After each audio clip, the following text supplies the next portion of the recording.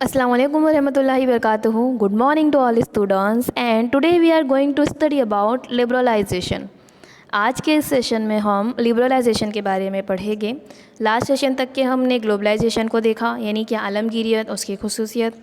आइए अब हम हमारे नेक्स्ट टॉपिक की ओर बढ़ते हैं, जिसका नाम है आज़ादकारी, लिबरलाइजेशन। गुजराती में से कहेंगे उदारीकरण। आज़ादी मुल्क के बाद भारतीय इक़्तिसादी निज़ाम और बाज़ार को कानून साजी के ज़रिए आलमी मुकाबले से महफूज रखा गया।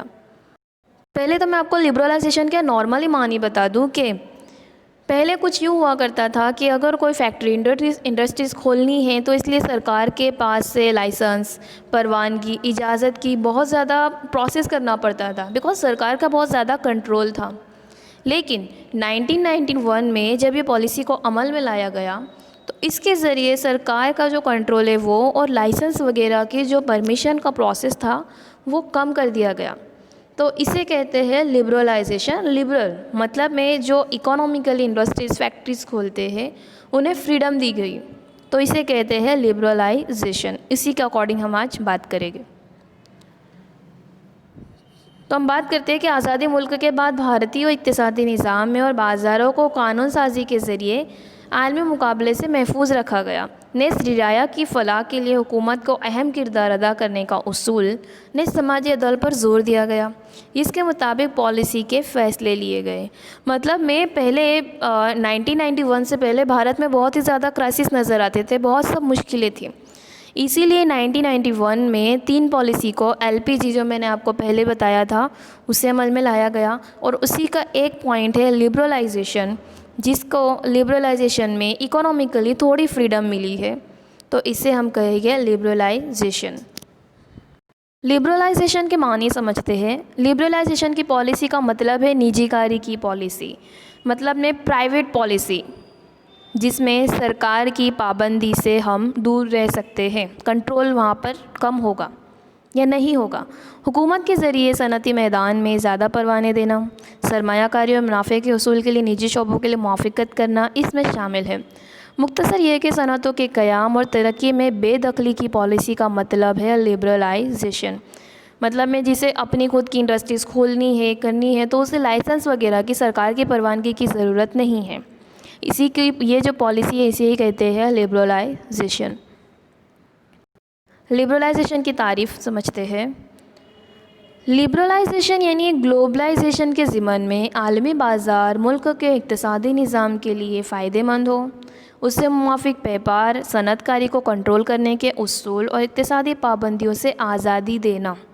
मिसाल के तौर पर कई शोबों में बराह रास्त गैर मुल्की सरमायादारी की इजाज़त देना।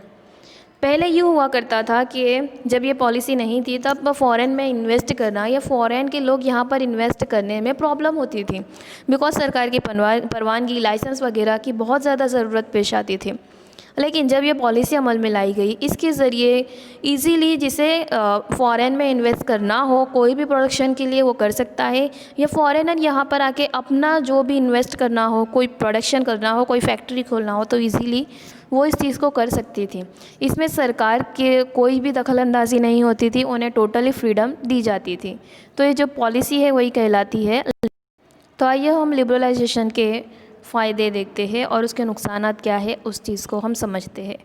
एक और एग्जांपल्स के ज़रिए मैं समझा दूं कि लिबरलाइजेशन मतलब में इकोनॉमिकली फ्रीडम, जिसमें अगर फ़ॉरेनर अगर इंडिया कंट्री में इन्वेस्ट करना चाहते हैं तो वो अपनी होटल, टूरिज़म किसी के भी ज़रिए यहाँ पर इन्वेस्ट कर सकते हैं।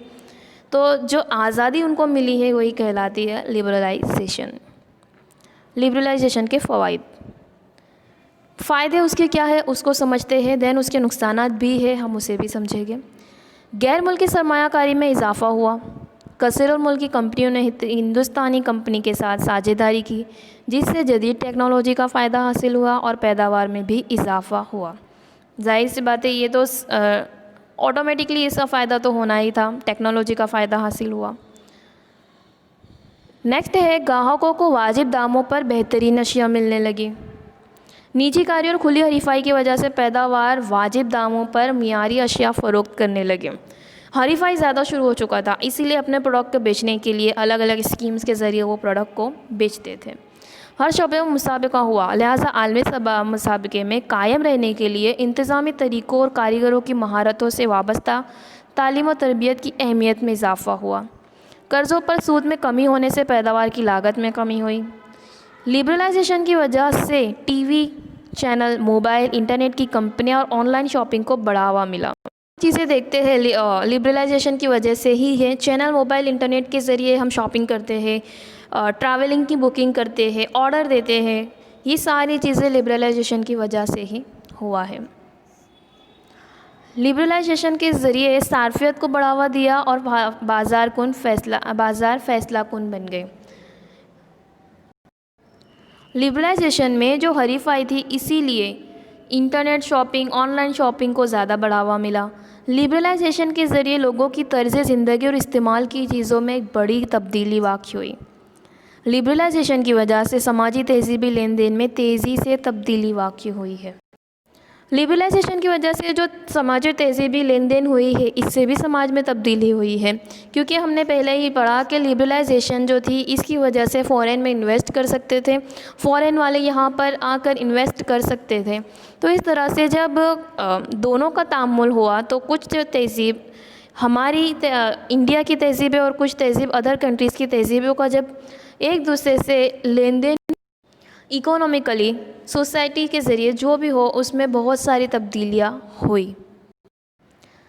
आइए अब देखते हैं लिबरलाइजेशन के कुछ नुकसानात। निजी कार्य और लिबरलाइजेशन के अमल के बाद रोज़गार के मौक़े में कमी वाक़ हो गई और बेरोज़गार की शरह में इजाफ़ा हो गया। बेरोज़गारी ज़्यादा बढ़ गई। ज़राअत के शोबे में इजाफ़े की शरह कम हुई। कसीर मुल्क कंपनी की बीटी, बीज, कीमियाई खादें और जरासीम कश दवाओं ने ज़मीन की ज़रख़ेज़ी में कमी पैदा की और आलूदगी में इजाफ़ा हुआ। ज़्यादातर पैदावार के चक्कर में जो कीमियाई खादें, जरासीम कश दवाइयों का इस्तेमाल होने लगा और आलूदगी में इजाफ़ा हुआ। तरक्की याफ्ता ममालिक लिबरलाइजेशन के नाम पर तीसरी दुनिया के मुल्कों में आलूदगी पैदा करने वाली सनतें लगाकर माहौलियाती अदम तवाज़ुन पैदा करते हैं। कसीर मुल्क कंपनियाँ हिंदुस्तान में सस्ती ज़मीन हासिल करती है और मुलाजिम को कम तनख्वाह देती है और बड़ा मुनाफा कमा कर अपने मुल्क भेजती है। इस तरह आमदनी बैरून मुल्क में पहुंच जाती है। हमने लिबरलाइजेशन में पहले समझा कि इकोनॉमिकली फ़्रीडम मिली थी, कि कोई फैक्ट्री इंडस्ट्री के ज़रिए फ़्रीडम, जिसमें फ़ॉरेनर भी यहाँ पर इंडिया में आकर अदर कंट्रीज़ में जाकर अपना जो भी है इन्वेस्ट कर सकती है और अपना बिज़नेस कर सकती है। लेकिन उसका एक नेगेटिव असर ये हुआ कि कंपनियां हिंदुस्तान में आती और सस्ती दामों में ज़मीन खरीदती, वहाँ पर मुलाजिम को भी कम तनख्वाह मिलती, इवन ज़्यादा से ज़्यादा वो फ़ायदा हासिल करती है और अपनी मुल्क में उनका फ़ायदा ज़्यादा पहुँचाती। तो इससे ये पॉलिसी से नुकसान भी हुआ, जिससे हिंदुस्तान में ही मुलाजिमत को कम तनख्वाह में बैरून ममालिक वाले लोग ज़्यादा फ़ायदा हासिल करके यहाँ से जाते। बैंकिंग के शोबे में भी इस्लाह के ज़रिए रिज़र्व बैंक ऑफ इंडिया ने डिपॉजिट और छोटी बचत मंसूबे की सूद की शरह बतदरीज कम की, जिसके सबब वस्ती तबका और पेंशन पाने वाले तबके को भी बहुत ही ज़्यादा नुकसान हुआ। दूसरी बात यह है कि लिबरलाइजेशन की वजह से हर मामले को बाज़ार के हवाले कर दिया। नतीजतन यह हुआ कि गैर मसावियत और महंगाई में इजाफ़ा हुआ।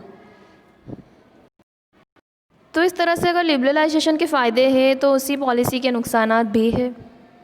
इस तरह से इस चैप्टर में हमने मगरिबियत, ग्लोबलाइजेशन और लिबरलाइजेशन को समझा कि तीनों पॉलिसी क्या है। नोट डाउन कीजिए जो भी इम्पोर्टेंट पॉइंट्स हैं नोट में। Thank you.